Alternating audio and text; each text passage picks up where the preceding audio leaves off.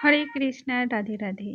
नमस्कार दोस्तों, आज के इस वीडियो में हम जानेंगे माँ अन्नपूर्णा की पूजा की विधि क्या होगी तथा साल 2024 में अन्नपूर्णा माता के लिए हमें पूजा कब करनी है, दिन क्या होगा, वार क्या होगा तथा दान किन चीज़ों का करना चाहिए, कौन कौन से आवश्यक कार्य हैं वह भी जानेंगे।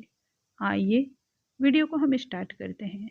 नमस्कार दोस्तों, कैसे हैं आप सभी। उम्मीद करती हूँ आप सभी स्वस्थ होंगे, सुरक्षित होंगे और आप सभी को उत्तम भविष्य की कामना करते हुए आज का ये वीडियो स्टार्ट करती हूँ। हर वर्ष माँ अन्नपूर्णा माता के निमित्त पूजा पाठ व्रत उपवास किया जाता है।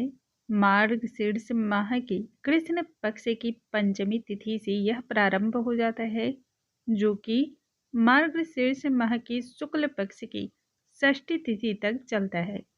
यह कुल मिलाकर के 17 दिनों तक चलने वाला व्रत है। इस व्रत में प्रायः एक समय का ही भोजन किया जाता है। यदि मनुष्य से संभव हो सके तब उसे मीठे पर ही रहना चाहिए और फलाहार करना चाहिए।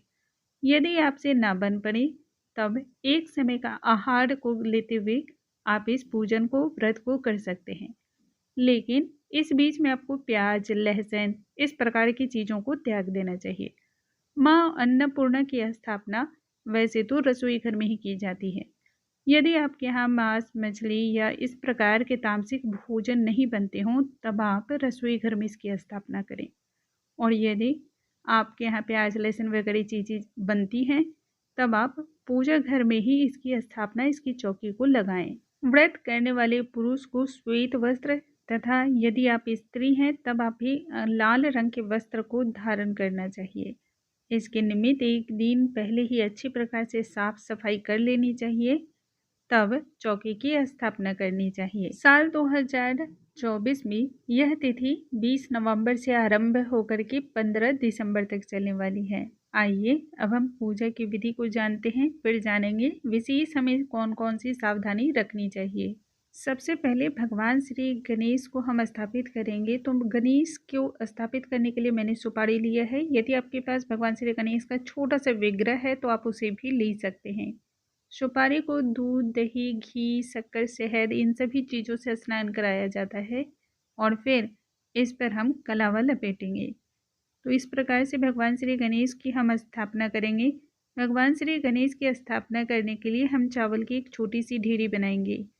रसोई घर में या फिर पूजा स्थल में एक चौकी की स्थापना करें, उसमें लाल रंग के हम वस्त्र बिछा लेंगे और या फिर पीले रंग के वस्त्र हम बिछा लेंगे। यह चौकी की स्थापना अमूमन 17 दिनों तक के लिए होती है। यदि आप चाहें तो 5, 7, 11 दिन इस प्रकार से भी आप रख सकते हैं, तो यह आपके संकल्प के ऊपर है।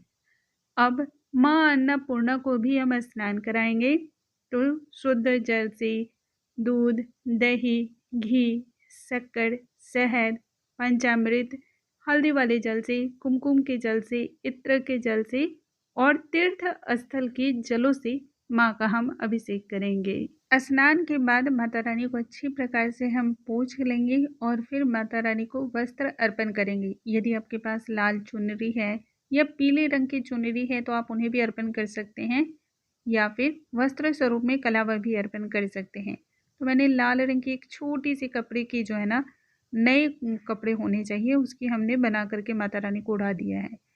कलश की स्थापना करेंगे। कलश स्थापना के लिए माँ अन्नपूर्णा के लिए चावल की ढेरी पर हम एक कलश स्थापित करेंगे और वह कलश से पूरी तरह से चावल से भरा होना चाहिए। यदि नए चावल मिल जाते हैं तो आप उस पर भी स्थापना कर सकते हैं। धान पर भी यह माता रानी की स्थापना की जाती है। पूजा शुरू करने से पहले अब हम दीप को प्रज्वलित कर लेंगे।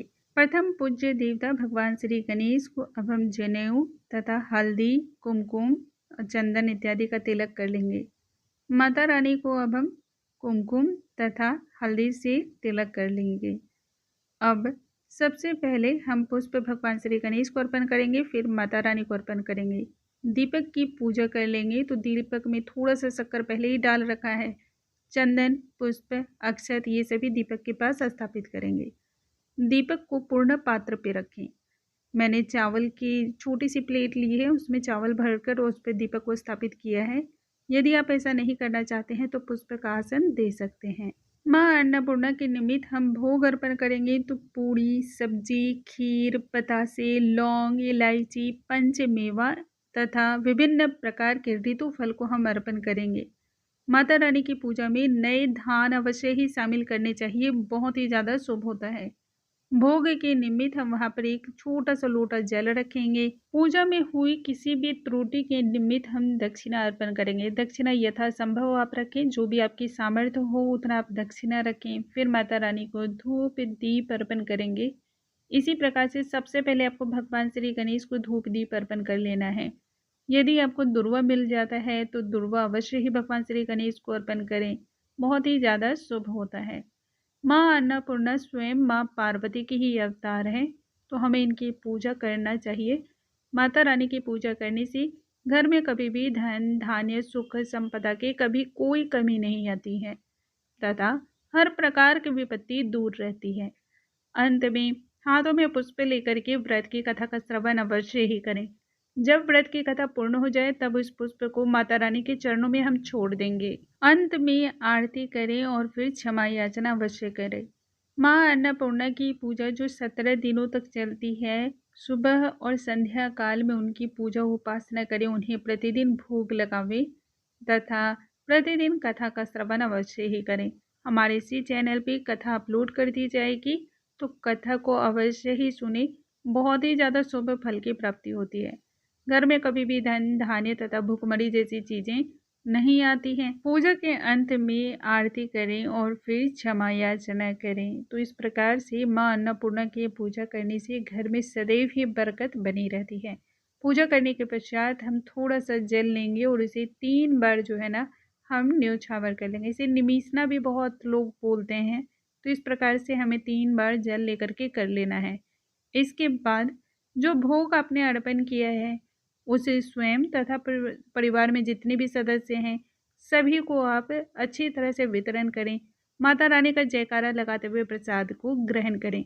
जब पूजा आपकी पूर्ण हो जाती है, चौकी जब आप उठाते हैं, तब यह जो चावल अपने कलश में स्थापित किए इसे भंडारे में मिला देना चाहिए और थोड़ा सा जो है ना धान के साथ लाल पोटली में बना करके इसे रसोई घर में रखना चाहिए। बहुत ही ज़्यादा इससे शुभता आती है।